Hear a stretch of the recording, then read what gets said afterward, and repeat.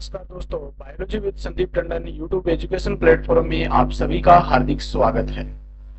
हम REET topic wise test series देख रहे थे रीट 2022 के एग्जाम के लिए, और इससे संबंधित हमारा ये पार्ट 10 रहेगा। यानी इससे पहले हमने 9 REET topic wise test series देख ली है और एक केमिस्ट्री से संबंधित टॉपिक वाइज टेस्ट सीरीज देखी है, जिसमें परमाणु से संबंधित जो इंपॉर्टेंट क्वेश्चन आपके रीट 2022 के लिए वो भी हमने डिस्कस कर लिए हैं। और हम बायोलॉजी की जो एनसीईआरटी बायोलॉजी की बुक से, जिसमें 6th class 10th 7th class 8th class 10th class 9th class, इनसे जो इंपॉर्टेंट क्वेश्चन बनने थे जो आपके एग्जाम के लिए बहुत ही महत्वपूर्ण है, वो सभी क्वेश्चन हमने इन test wise topic wise test series है इनमें शामिल किए हैं।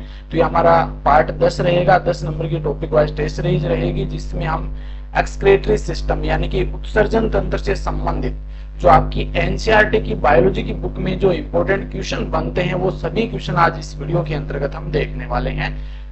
इसमें लगभग हम 25 से 30 क्वेश्चन हम देखेंगे और साथ में कुछ थ्योरी भी डिस्कस करेंगे, जिससे कि आपको एक दो क्वेश्चन जो एक्स्ट्रा बच जाते हैं वो भी आपके साथ में कंप्लीट हो जाए।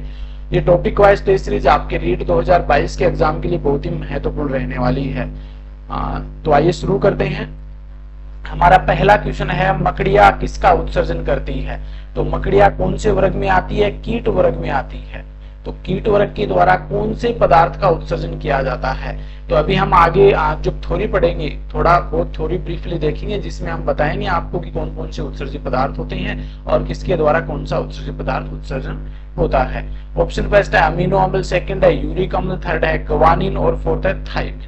अब देखो यहाँ पर मकड़िया कीट वर्ग में आती है, तो उत्सर्जित पदार्थ के रूप में ये क्या करती है? यूरिक अम्ल का उत्सर्जन करती है। जितने भी कीट प्राणी होते हैं, आर्थ्रोपोडा के अंतर्गत, संघ के अंतर्गत जितने भी प्राणी आते हैं वो यूरिक अम्ल का उत्सर्जन करते हैं। देखो मकड़ियों के द्वारा ग्वानिन का उत्सर्जन भी होता है, लेकिन याद रखना यहाँ पर मकड़िया उत्सर्जित पदार्थ के रूप में ग्वानिन का उत्सर्जन नहीं करती है। तो आगे हम बात करते हैं उत्सर्जन तंत्र से संबंधित थोड़ा बहुत अध्ययन कर लेते हैं, जिससे कि आपको आगे क्वेश्चन करने में थोड़ी आसानी हो जाए। यहाँ पर देखो सीधा ये हमने जो मानव उत्सर्जन तंत्र उसके बारे में थोड़ा बहुत ब्रीफली यहाँ पर देखेंगे। एक बार थोड़ा सा हम देख लेते हैं कि कौन कौन से उत्सर्जित पदार्थ होते हैं। जीवों के शरीर में विषैले अपशिष्ट पदार्थों को निकालने की प्रोसेस को उत्सर्जन कहते हैं।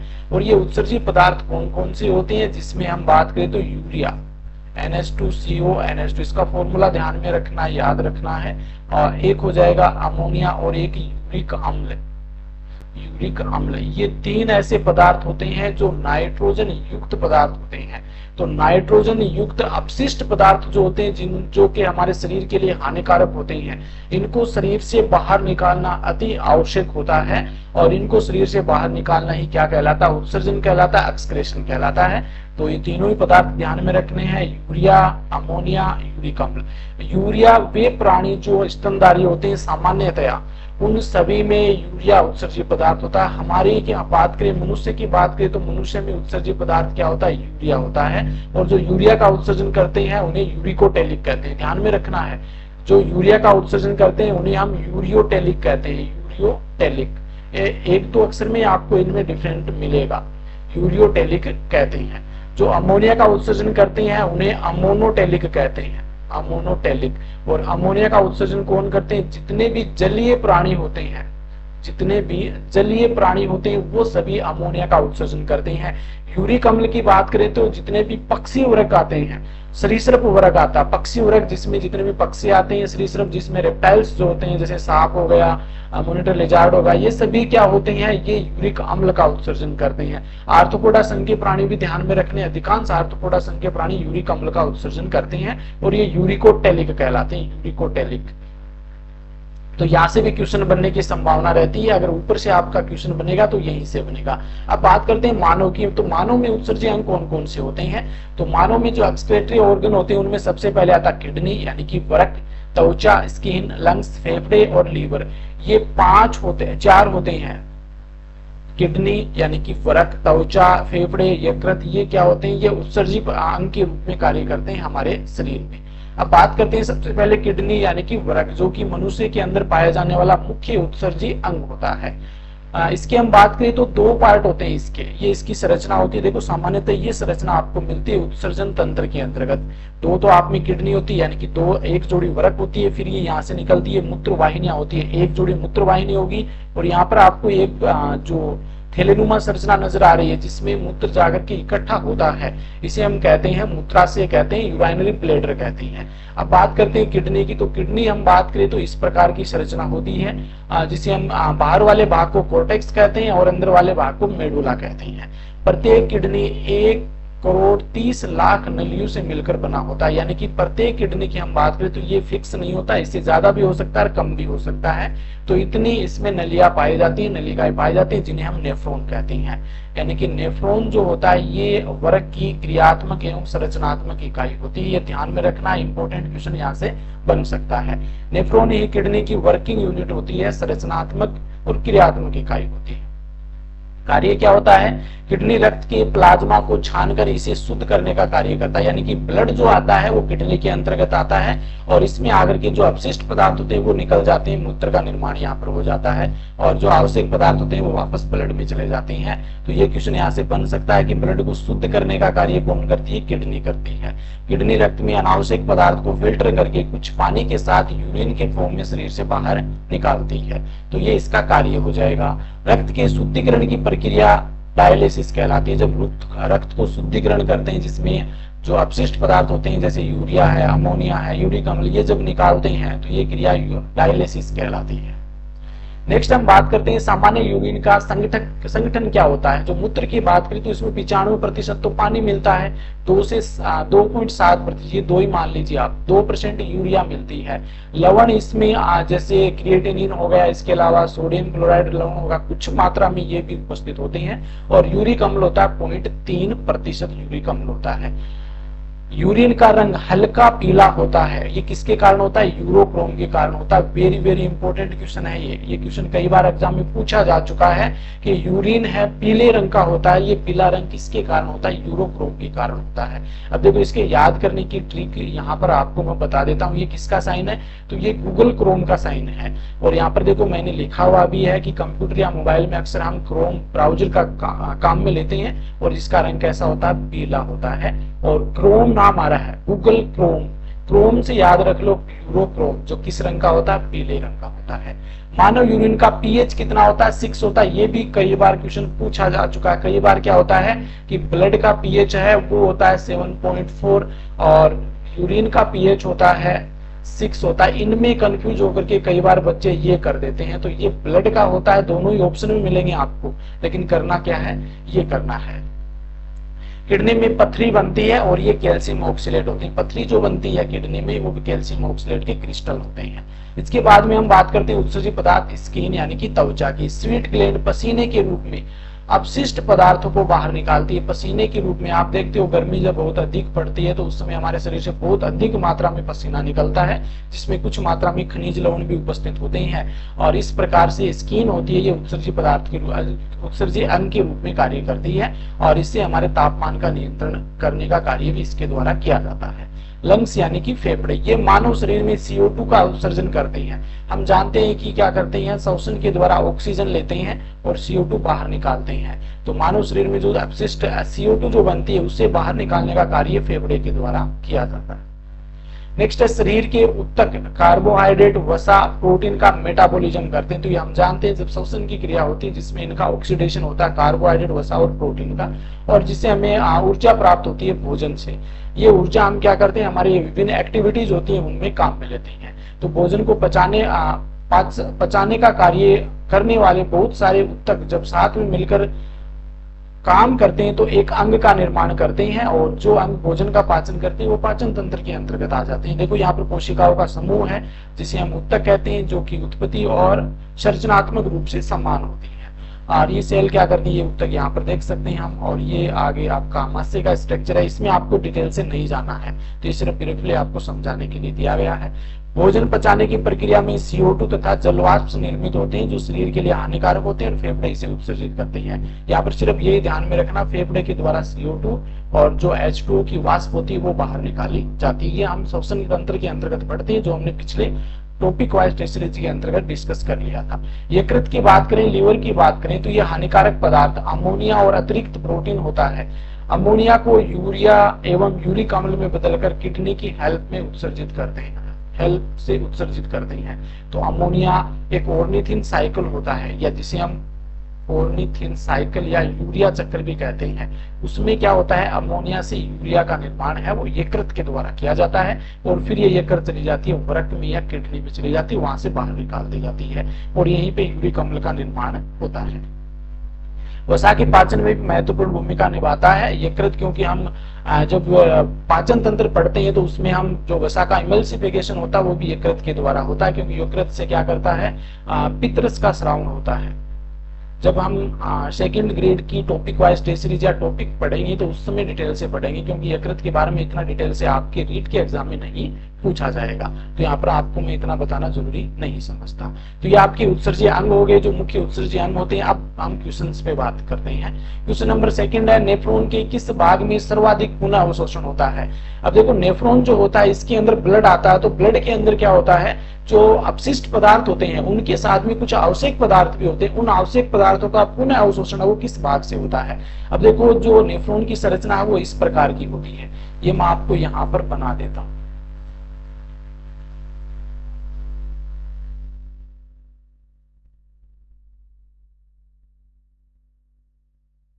ये इस प्रकार की नेफ्रॉन की संरचना होती है, और यहाँ से एक ब्लड वेसल्स आती है जिसे हम कहते हैं अभिवाही धमनिका, अभिवाही धमनिका, और यहाँ से एक ब्लड वेसल्स निकलती है जिसे अपवाही धमनिका कहते हैं। अभिवाही धमनिका, इसका व्यास अधिक होता है, जबकि अपवाही धमनिका का व्यास कम होता है। ये ब्लड को लेकर के आती है और ये ब्लड को लेकर के जाती है, किडनी से बाहर लेकर के जाती है, और यहाँ पे ये गुच्छे का निर्माण कर लेती है जिसे हम ग्लोमेरुलस कहते हैं। ये ध्यान में रखना है, ग्लोमेरुलस। जो अपवाही धमनिका है ये क्या करती है, यहाँ पर आकर के गुच्छे का निर्माण करती है जिसे ग्लोमेरुलस कहते हैं। अब देखो, यहाँ पर ये वाला जो पार्ट है, ये ऊपर वाला जो प्याले नुमा आपको नजर आ रहा है, इस पार्ट को हम क्या कहते हैं, और इसको कहते हैं बोमन कैप्सूल, बोमन कैप्सूल। अब देखो, एक तो बोमन कैप्सूल और ये ग्लोमेरुलस है, इन दोनों को मिलाकर के हम कहते हैं मेलपिगियन काय, मेलपिगियन काय। इस प्रकार से क्वेश्चन पूछा जा सकता है कि मेलपिगियन काय में कौन कौन से किसको शामिल करते हैं, तो एक तो ग्लोमेरुलस आ जाएगा और एक बोमन कैप्सूल आ जाएगा। ये दोनों मिलकर के किसका निर्माण करते हैं, और ये करते हैं मेलपिगियन काय का निर्माण करते हैं। इसके बाद में ये वाला जो पार्ट आपको कुंडलित नजर आ रहा है, ये होता है पीसीटी, प्रोक्सिमल कोन्वोल्यूटेड ट्यूबल, हिंदी में कहते हैं समीपस्थ कुंडलित नलिका। ये ध्यान में रखना, क्या कहते हैं, समीपस्थ कुंडलित नलिका, समीपस्थ कुंडलित नलिका कहते हैं। अब देखो, सबसे अधिक अवशोषण है वो इसी भाग से होता है, ध्यान में रखना किस किस का। जैसे यहाँ पर कुछ मात्रा में यहाँ से छनकर आता है, तो जैसे कुछ मात्रा में यहाँ पर आ गया आपका ग्लूकोज आ गया, ग्लूकोज का अवशोषण हो जाएगा। एमिनो एसिड जो हमारे लिए इंपॉर्टेंट है उसका अवशोषण हो जाएगा, और कुछ मात्रा में सोडियम और आयन का अवशोषण हो जाएगा, कुछ मात्रा में क्लोराइड आयन का अवशोषण हो जाएगा, और इस प्रकार से जल का अवशोषण भी यहाँ पर होता है। तो ये कुछ ऐसे पदार्थ होते हैं जो हमारे शरीर के लिए आवश्यक होते हैं, वो यहाँ से छन करके बाहर आ जाते हैं, और इनका यहाँ पर पीसीटी में जो होता है, प्रोक्सिमल कोन्वोल्यूटेड ट्यूबुल जो होता है, इसमें अधिक मात्रा में अवशोषण इनका होता है। तो लगभग 70% जो पार्ट होता है इसका अवशोषण आपके किस में होता है, पीसीटी में होता है, समीपस्थ कुंडलित नलिका में होता है। ये हमें अच्छे से ध्यान में रखना है। अब देखो, यहाँ पर जो यहाँ पर छनने की जो क्रिया होती है, इसके लिए यहाँ पर विशेष प्रकार की कोशिकाएं पाई जाती है जिन्हें हम पोडोसाइट कहते हैं। ये आपके लैब असिस्टेंट में पूछा गया क्वेश्चन है, ये अभी जो 2022 का एग्जाम हुआ था लैब असिस्टेंट का, उसमें पूछा गया ये पोडोसाइट या पदाणु कोशिकाएं कहते हैं जो यहाँ पर उपस्थित होती हैं। अब देखो, आगे वाला भाग, ये जो भाग है, ये जो यू आकार का होता है, इसे हम कहते हैं हेनले का लूप, इन्हें हेनले का लूप कहते हैं। इसमें ये वाला भाग हो जाएगा आरोही और ये अवरोही हो जाएगा। इस वाले भाग में क्या होता है, ये जल का अवशोषण होता है, जल के लिए पारगम्य होता है, और ये जल के लिए अपारगम्य होता है। यहाँ पर सोडियम क्लोराइड का अवशोषण होता है, यहाँ पर जल का अवशोषण होता है। तो ये वाला भाग हो जाएगा डीसीटी, डिजिटल कॉन्वोल्यूटेड ट्यूबुल, यानी कि इसे हम कहते हैं दूरस्थ कुंडलित नलिका। और इसमें एल्डोस्टेरोन और वेसोप्रेसिन जो क्या होते हैं, हार्मोन्स होते हैं, वो यहाँ पर कार्य करते हैं। और यहाँ पर जल का अवशोषण होता है, और साथ में जो सोडियम आयन होता है, क्लोराइड आयन होता है, उनका अवशोषण होता है, जबकि पोटेशियम आयन का यहाँ पर उत्सर्जन होता है। ये जो होती है आपकी सीटी होती है कलेक्टिंग डक्ट, संग्राहक नलिका, और संग्राहक नलिका में क्या होता है, सामान्यतः हम बात करें तो जल का अवशोषण होता है। तो यह मैंने आपको थोड़ा बहुत ब्रीफली बता दिया। अगर डिटेल से इस टॉपिक को देखना चाहते हैं तो इस चैनल पर आपको यह टॉपिक डिटेल से मिल जाएगा। नेक्स्ट हम बात करते हैं क्वेश्चन नंबर 3। एक दिन में किडनी के पास कितना रुधिर आता है, यानी कि एक दिन में किडनी के पास शुद्ध होने के लिए कितना रक्त है वो किडनी में आता है। ऑप्शन फर्स्ट है 100 लीटर, सेकंड है 160 लीटर, थर्ड है 180 लीटर और फोर्थ है 200 लीटर। ये ध्यान में रखना, 180 लीटर ब्लड जो रुधिर जो होता है ये किडनी के पास आता है, ये ध्यान में रखना है। नेक्स्ट है क्वेश्चन नंबर 4। मूत्र निष्कासन की दर का धीमा होना क्या कहलाता है, यानी कि मूत्र निष्कासन है वो धीरे धीरे होने लग जाता है, तो यह कौन सा रोग होता है या इस क्रिया को हम क्या कहते हैं। ऑप्शन फर्स्ट है डिसयूरिया, सेकंड है ओलिगोसूरिया, थर्ड है यूरेमिया और फोर्थ है पॉलीयूरेमिया। अब देखो यहाँ पर जो मूत्र निष्कासन की दर का धीमा होना क्या कहलाता है, ओलिगोसूरिया कहलाता है। डिसयूरिया का मतलब मूत्र निष्कासन में कमी हो जाएगा। यूरेमिया का मतलब होता है कि मूत्र में यूरिया की मात्रा का बढ़ जाना, और पॉलीयूरेमिया का मतलब होता है कि जब सामान्यतः हम मूत्र का निष्कासन करते हैं उससे अधिक मात्रा में मूत्र का निष्कासन करना, यानी कि बार बार मूत्र का निष्कासन करना पॉलीयूरेमिया के अंतर्गत आ जाएगा। Question number 5। कौन सी किडनी का कार्य नहीं है, इनमें से कौन सा जो किडनी का कार्य नहीं है, वृक्क का कार्य नहीं है। ऑप्शन फर्स्ट है प्राशन नियमन का कार्य। प्राशन नियमन का तो करती है क्योंकि सोडियम क्लोराइड आयन का जो बैलेंस है वो बनाने का कार्य करती है। लवण का पुनः अवशोषण ये करती है। रुधिर का छाना ये तो इसका मुख्य कार्य होता है। रक्त दाब कम करना ये इसका आंसर हो जाएगा। रक्त दाब कम करने का कार्य इसके द्वारा नहीं किया जाता है। क्वेश्चन नंबर 6 है पथरी को बाहर निकालने की प्रक्रिया क्या कहलाती है। इंपॉर्टेंट क्वेश्चन है, इस प्रकार का क्वेश्चन पूछा जा सकता है। पथरी को बाहर निकालने की क्रिया क्या कहलाती है। ऑप्शन फर्स्ट है हीमोडायलिसिस, सेकंड है कीमियोथेरेपी, थर्ड है रेडियोथेरेपी और फोर्थ है लिथोट्रिप्सिन। तो यही हो जाएगा आपका आंसर। लिथोट्रिप्सिन जो होता है इसके द्वारा पथरी को बाहर निकाला जाता है। हीमोडायलिसिस में क्या होता है कि कृत्रिम रूप से जिसकी किडनी खराब हो जाती है तो उसके ब्लड को शुद्ध करने के लिए कृत्रिम वृक्क को काम में लिया जाता है, और कृत्रिम वृक्क के द्वारा किडनी के द्वारा जब कृत्रिम रूप से ब्लड का शुद्धिकरण किया जाता है वो कहलाता है हीमोडायलिसिस। कीमियोथेरेपी और रेडियोथेरेपी ये दो तकनीक हैं, ये कैंसर को दूर करने की या कैंसर रोधी तकनीक है। कैंसर की जो कोशिकाएं हैं उनको नष्ट करने की ये तकनीकें हैं। नेक्स्ट है क्वेश्चन नंबर 7। निम्नलिखित में से कौन सा उत्सर्जी अंग नहीं है। इनमें से कौन सा जो उत्सर्जी अंग नहीं है। फेफड़े है, त्वचा है, यकृत है, ये तो हमने पहले देखा था। लेकिन यहाँ पर हृदय जो होता है ये उत्सर्जी अंग नहीं होता, ये तो ब्लड सर्कुलेटरी सिस्टम का पार्ट होता है। नेक्स्ट है question number 8, very very important. उत्सर्जी अंगों के संदर्भ में सही विकल्प का चयन करना। ऑप्शन फर्स्ट है केंचुआ, सेकंड है कन खजूरा, थर्ड है चिग्गा मछली और फोर्थ है चपटा कर्मी। अब यहाँ पर देखो हमें इन ऑप्शंस में बात करें तो किसी एक का अगर अच्छे से पता हो तो हम आंसर आसानी से निकाल सकते हैं। अब देखो जो थर्ड नंबर का है इसमें हम जानते हैं जो ग्रीन ग्रंथि होती है, ग्रीन ग्रंथि वो पाई जाती है इसमें। तो यहाँ पर देखो थर्ड में ग्रीन ग्रंथि किसमें, इसमें नहीं है तो ये गलत हो जाएगा। मेल पीगन नलिका इसमें भी नहीं है, इसमें है, इसमें भी नहीं है, तो ऑप्शन थर्ड हमारा यहाँ पर राइट आंसर हो जाएगा। केंचुआ जो होता है इसमें उत्सर्जक नेफ्रीडिया पाया जाता है। कन खजूरा जिसे हम कंचला कहते हैं सामान्यतः, उसमें मेल पीगन नलिकाएं पाई जाती है। जिग्गा मछली में ग्रीन ग्रंथियां पाई जाती है, और चपटे कर्मी जो प्लेटे एलिमेंथी जो होती है उसमें ज्वाला कोशिकाएं पाई जाती है उत्सर्जक के रूप में। नेक्स्ट है क्वेश्चन नंबर 9। निम्नलिखित विकल्पों में से कौन सा विकल्प सुमेलित है, इनमें से सही कौन सा है। ऑप्शन फर्स्ट है मनुष्य क्या होता है यूरियोटेलिक, पक्षी अमोनोटेलिक, मछली यूरिकोटेलिक और मेंढक यूरिकोटेलिक। अब देखो यहाँ पर जो ऑप्शन फर्स्ट आप अच्छे से देखिए, मनुष्य जो होता है ये यूरियोटेलिक होता है, ये यूरिया का उत्सर्जन करता है NH2CO NH2। तो ये हमारा सही विकल्प हो जाएगा। ऑप्शन फर्स्ट हमारा ये राइट आंसर हो जाएगा। ऑप्शन की हम बात करें तो जो पक्षी होते हैं ये अमोनोटेलिक नहीं होते, पक्षी जो होते हैं यूरिकोटेलिक होते हैं, यूरिकोटेलिक होते हैं। मछलियां जो होती हैं, मछलियां ये अमोनोटेलिक होती हैं। अमोनोटेलिक होती है मछलियां, क्योंकि अमोनिया का उत्सर्जन करती है। मेंढक जो होता है, इसको थोड़ा अच्छे से आपको ध्यान में रखना है। मेंढक जब स्थल पर होता है तो ये यूरियोटेलिक होता है, लेकिन जब इसका जो टेडपोल लार्वा होता है ये अमोनोटेलिक होता है, अमोनोटेलिक होता है। तो ये अच्छे से ध्यान में रखना है। क्वेश्चन नंबर 10, निम्नलिखित में से कौन सबसे अधिक विषैला उत्सर्जी पदार्थ है? तो इनमें जो उत्सर्जी पदार्थ है उनके नाम दे रखे हैं, इनमें सबसे अधिक विषैला कौन सा है? देखो यहाँ पर मैं आपको बता देता हूं। एक तो होता है अमोनिया, एक होता है NH2CO NH2 और एक होता है यूरिक अम्ल। अब देखो सबसे अधिक विषैला होता है अमोनिया, और इसको निकालने के लिए H2O की बहुत ही अधिक मात्रा में आवश्यकता होती है, और जितने भी जलीय प्राणी होते हैं वो अमोनिया का उत्सर्जन करती हैं। यूरिया की बात करें तो इसकी तुलना में क्या होता है, कम मात्रा में जल की निकालने के लिए आवश्यकता होती है, और सामान्यतः हम बात करें अधिकांश स्तनधारी हैं वो यूरियोटेलिक होते हैं।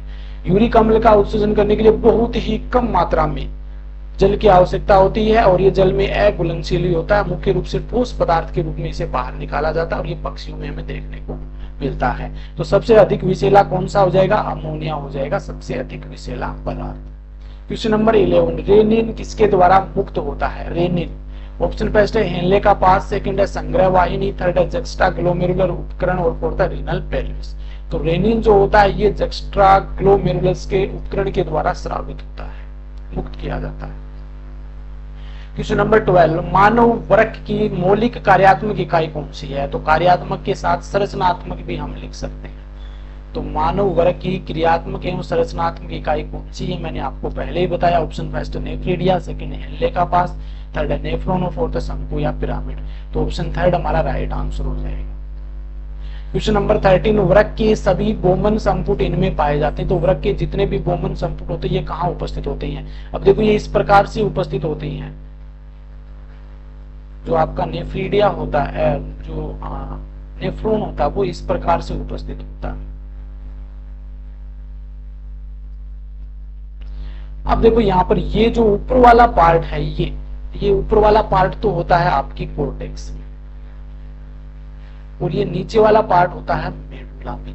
अब देखो यहाँ पर ये जो बोमन संपुट की बात की, तो बोमन संपुट कहाँ होता है? आपकी कोर्टेक्स वाले भाग में होता है, ये देखो।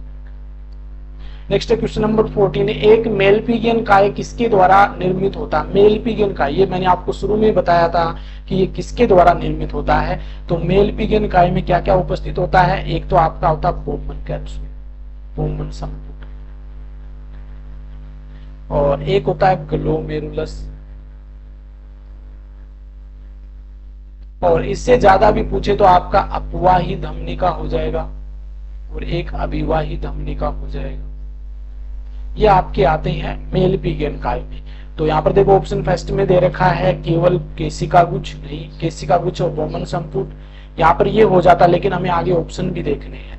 केसिका गुच्छ अपवाही वाहिका ये तो होगा नहीं, ये भी नहीं होगा। केसिका गुच्छ, बोमन संपुट और अपवाही वाहिका, और अपवाही के साथ में अभिवाही भी आप यहाँ पर लिख सकते हैं। तो यही हमारा राइट आंसर हो जाएगा, ऑप्शन फोर्थ हो जाएगा। अगर ये ऑप्शन में न हो अपवाही वाहिनी, अपवाही वाहिका या अभिवाही वाहिका न हो तो आपका ऑप्शन सेकंड होगा, लेकिन यहाँ पर ऑप्शन फोर्थ हो जाएगा। क्वेश्चन नंबर 15 है, वृक्क के किस भाग में सबसे अधिक विद्युत अपघटनों का, जैसे कि जल 70 से 80% का पुनः अवशोषण होता है। विद्युत अपघटन जैसे जल है, इसके अलावा और भी विद्युत अपघटन है, इनका पुनः अवशोषण सबसे अधिक किस भाग में होता है? वृक्क के। केवल पुनः अवशोषण पूछे अधिक मात्रा में तो आपका पीसीटी हो जाएगा, प्रोक्सिमल कॉन्वोल्यूटेड ट्यूबुल, लेकिन यहाँ पर विद्युत अपघटनों से संबंधित पूछा है। तो ऑप्शन फर्स्ट है हेनले पास के आरोही पूछा, सेकंड है दूरस्थ कुंडलित नलिका, थर्ड है पीसीटी यानी कि समीपस्थ कुंडलित नलिका, और फोर्थ है हेनले पास के अवरोही पूछा। तो ऑप्शन सेकंड हमारा राइट आंसर हो जाएगा। दूरस्थ कुंडलित नलिका में जो विद्युत अपघटन है इनका अधिक मात्रा में अवशोषण होता है। क्वेश्चन नंबर 16, मूत्र तंत्र में एल्डोस्टेरोन किसके पुनः अवशोषण में भाग लेता है? मूत्र तंत्र में एल्डोस्टेरोन किसके पुनः अवशोषण में भाग लेता है? अब देखो एल्डोस्टेरोन के साथ में वेसोप्रेसिन एक हार्मोन भी कार्य करता है। वेसोप्रेसिन को हम एडीएच हार्मोन भी कहते हैं, एंटी डायूरेटिक हार्मोन, ये ध्यान में रखना है। ऑप्शन फर्स्ट है पोटेशियम, सेकंड सोडियम, थर्ड है जल और फोर्थ है पीएससी। तो अब देखो एल्डोस्टेरोन के साथ में वेसोप्रेशन करता है एंटी डायूरेटिक हार्मोन, तो ये तो जल का पुनः अवशोषण और सोडियम का पुनः अवशोषण और जल के पुनः अवशोषण में भाग लेता है, यानी कि ऑप्शन डी हमारा राइट आंसर हो जाएगा। नेक्स्ट है क्वेश्चन नंबर 17, स्तंभ फर्स्ट को स्तंभ सेकंड से मिलान करें और नीचे दिए गए संकेतों से सही विकल्प का चयन करना है। ऑप्शन फर्स्ट है यूरेमिया, इसके सामने दे रखा मूत्र में कीटोन का कीटोन यूरिया, कृत्रिम उर्वरक ग्लाइकोस यूरिया, मूत्र में ग्लूकोज, रुधिर अपोक डायलाइजर्स, रुधिर में यूरिया का एकत्रीकरण। अब देखो यूरेमिया, मैंने आपको पहले ही बताया था कि रुधिर में यूरिया की अधिक मात्रा क्या कहलाती है, यूरेमिया कहलाता है। तो ये आपकी फोर्थ से मिल जाएगा, फोर्थ आपकी एक में दे रखा है, तो यही हमारा राइट आंसर हो जाएगा। अब आगे और देख लेते हैं, कीटोन यूरिया, मूत्र में कीटोन की मात्रा, तो ये कीटोन यूरिया फर्स्ट में मिल जाएगा, फर्स्ट है यहाँ पे। फिर है ग्लाइकोज यूरिया, ग्लूकोज, मूत्र में ग्लूकोज की मात्रा, तो ये ग्लाइकोज यूरिया थर्ड मिल जाएगा। रुधिर अपोहक, तो इसमें सेकंड हो जाएगा, कृत्रिम उर्वरक के रूप में काम करता है रुधिर अपोहक, तो ऑप्शन सेकंड हमारा राइट आंसर हो जाएगा। क्वेश्चन नंबर 18, एक व्यक्ति लंबे समय तक उपवास में रहता है यानी कि व्रत करता है, तो उसके मूत्र में किसकी मात्रा असामान्य हो जाएगी। अब देखो हम जानते हैं कि सबसे पहले श्वसन की क्रिया होती है ऊर्जा प्राप्त करने के लिए, तो सबसे पहले कार्बोहाइड्रेट का विघटन होता है, कार्बोहाइड्रेट के बाद में वसा का होता है, वसा की कमी हो जाए तो फिर प्रोटीन का होता है। जब हम उपवास करते हैं तो कार्बोहाइड्रेट तो हमें मिलेगा ही नहीं, क्योंकि भोजन तो हम करते ही नहीं है। फिर बचती है वसा, तो वसा का जब ऑक्सीडेशन होता है तो वसा के ऑक्सीडेशन से कीटोन का निर्माण होता है, ये ध्यान में रखना अच्छे से। वसा का जब ऑक्सीडेशन होता है, ऊर्जा प्राप्त होती है, तो कीटोन का निर्माण होता है, तो ये कीटोन ही क्या हो जाएगा, हमारे मूत्र में इसकी मात्रा ही बढ़ जाएगी। तो वसा, अमीनो अम्ल, ग्लूकोज, कीटोन हमारा यहाँ पर right answer. Question number 19 very very important question है, स्टार लगा लीजिए अच्छे से, क्योंकि ये आपके 99% आपके एग्जाम में छपने वाला क्वेश्चन है। मानव मूत्र का पीएच होता है, मानव मूत्र का पीएच कितना होता है, 6.5, 7, 6 और 7.5। अब देखो यहाँ पर इस ऑप्शन में मैं थोड़ा सा चेंज कर देता हूँ, यहाँ पर 7.4 कर देता हूँ। अब ये होता है हमारे ब्लड का पीएच होता है, कई बार क्या होता है ध्यान में ये ब्लड वाला रह जाता है और इसी को हम टिक कर देते हैं, तो ऐसा नहीं करना है। मानव मूत्र का जो सामान्यतः पीएच होता है वो होता है 6 होता है। क्वेश्चन नंबर 20 निम्नलिखित में से कौन सा जोड़ा गलत है। ऑप्शन फर्स्ट है यूरिकोटेलिक पक्षी, तो ये तो राइट है आपका, क्योंकि पक्षी क्या होते हैं, यूरिकोटेलिक होते हैं, यूरिक अम्ल का उत्सर्जन करती हैं। यूरियोटेलिक कीट, यही हमारा रॉन्ग हो जाएगा, क्योंकि यूरियोटेलिक जो होते हैं ये कीट नहीं होते, कीट तो यूरिकोटेलिक होते हैं, यूरिक अम्ल का उत्सर्जन करते हैं। यूरियोटेलिक तो हमारे जो मनुष्य हो गया, स्तनधारी होते हैं, वो होती हैं। तो यहाँ पर देखो ये हमारा सेकंड वाला ऑप्शन राइट आंसर हो जाएगा। सेकंड अमोनोटेलिक होते हैं, तो मेंढक का जो लार्वा होता है अमोनोटेलिक होता है, जब मेंढक होता है वो यूरियोटेलिक होता है, यूरियोटेलिक हाथी होता है, ये सही हो जाएगा। तो सेकंड ऑप्शन हमारा राइट आंसर हो जाएगा। क्वेश्चन नंबर 21 स्तंभ फर्स्ट में दी गई असामान्य दशाओं को स्तंभ बी में दी गई अन्य उनकी व्याख्याओं को मिलाकर सही विकल्प का चयन करना है। ग्लाइकोस यूरिया, जो मैंने पहले ही बताया आपको, ग्लाइकोस यूरिया का मतलब होता है मूत्र में ग्लूकोज की मात्रा, मूत्र में ग्लूकोज की उपस्थिति। रीनन कैलकुली, एक बार इसको छोड़ दीजिए अगर नहीं पता है तो।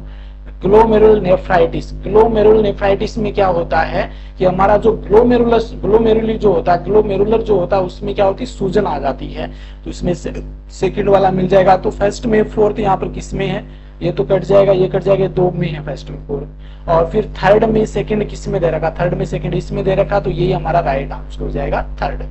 तो और देख लेते हैं यहाँ पर गठिया रोग में क्या होता है, जोड़ों में दर्द होता है, मतलब जोड़ों में यूरिक अम्ल का जमाव होने लग जाता है, तो ये गठिया रोग फर्स्ट में मिल जाएगा, डी में फर्स्ट। देखो तो अब बचा कौन सा, रीनल कैलकुली, तो ये किस में बच जाएगा, वृक्क के अंदर क्रिस्टल का जमाव होना, तो ऑप्शन थर्ड हमारा यहाँ पर राइट आंसर हो जाएगा। क्वेश्चन नंबर 22 मूत्र का पीलापन किसकी उपस्थिति के कारण होता है। मूत्र का पीलापन ये मैंने आपको पहले ही बताया था, यूरोक्रोम के कारण होता है, क्योंकि मैंने बताया कि जो गूगल का क्रोम ब्राउजर होता है उस क्रोम ब्राउजर का रंग कैसा होता है, पीला होता है, उसी के अनुसार आप याद कर लीजिए कि यूरोक्रोम जो होता है इसके कारण मूत्र का रंग पीला होता है।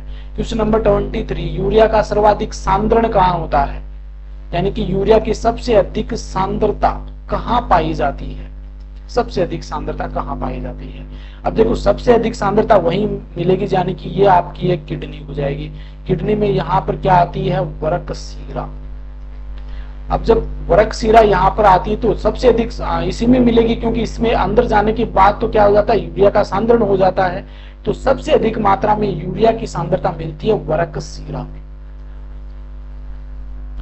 नेक्स्ट हम बात करते हैं निम्नलिखित में से कौन सा पदार्थ सामान्य मूत्र में पाया जाता है। एक मिनट, यहाँ पर देखो यूरिया की सांद्रता पूछी तो एक बार देखो यहाँ पर थोड़ा सा अच्छे से और देख लेते हैं, इसमें कंफ्यूजन नहीं रही।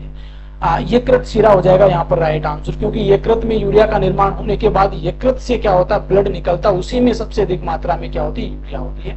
यहाँ पर थोड़ा सा कंफ्यूजन हो गया था, वो आपको अच्छे से ध्यान में रखना। निम्नलिखित में से कौन सा पदार्थ सामान्य मूत्र में पाया जाता है। सामान्य मूत्र में हम बात करें तो यूरिक अम्ल होता है, यूरिया होती है, लवण होते हैं और क्रिएटिनिन होता है।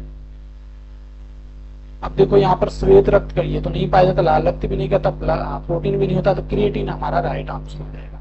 क्वेश्चन नंबर 15, वृक्क में प्रानिस्यंदन की क्रिया कहाँ संपन्न होती है। अल्ट्रा फिल्ट्रेशन यानी कि छानने की क्रिया कहाँ होती है, अल्ट्रा फिल्ट्रेशन की क्रिया। ऑप्शन फर्स्ट है नेफ्रॉन, सेकंड है वृक्कीय नलिका, थर्ड है हेनले का लूप और फोर्थ है वृक्कीय कणिका। और वृक्कीय नलिका की जगह कर लो कैप्सूल, और ये क्रिया आपकी गोमन कैप्सूल में संपन्न होती है, वृक्कीय कैप्सूल में संपन्न होती है, जहां पर जो पदाणु सेल्स होती है वो महत्वपूर्ण रोल अदा करती है। तो इस प्रकार से हमने एक्सक्रीटरी सिस्टम से संबंधित 25 इंपोर्टेंट क्वेश्चन, साथ में इनकी व्याख्या और जो थ्योरी है वो भी हमने डिस्कस की है, और शायद आपका एक्सक्रीटरी सिस्टम में ये कंप्लीट कवर हो गया होगा। फिर भी अगर कुछ एक दो डाउट रह जाता तो आप कमेंट बॉक्स में लिखकर बता दीजिए, जिसमें आपको कमेंट बॉक्स में उस क्वेश्चन का आंसर दे दूंगा। ये टॉपिक वाइज टेस्ट सीरीज आपको कैसी लग रही है कमेंट करके जरूर बताइए। ये हमारा 10th नंबर की टॉपिक वाइज टेस्ट सीरीज है। टोटल 10-12 टेस्ट सीरीज और हो जाएंगी, आपकी बायोलॉजी कंप्लीट कवर हो जाएगी, और कोशिश करूंगा कि आपकी केमिस्ट्री भी कंप्लीट कवर हो जाए। आज के लिए इतना ही।